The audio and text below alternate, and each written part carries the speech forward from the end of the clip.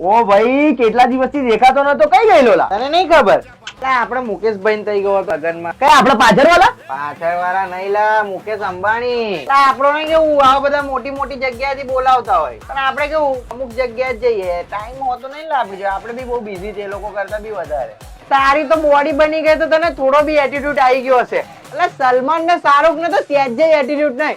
અમે આમ જોડે બેહીને રીંગણા બટાકાનું શાક ને રોટલી ખાધી. એકદમ ફ્રી માઇન્ડ માણસ બોલે લોકો. અને જે ભાઈ ખાધા પછી મેન અજય દેવગન ને વિમલ ખાધી અને આખા મંડપમાં જઈને તઈ પિચકારીઓ ઠોકી. બોલ.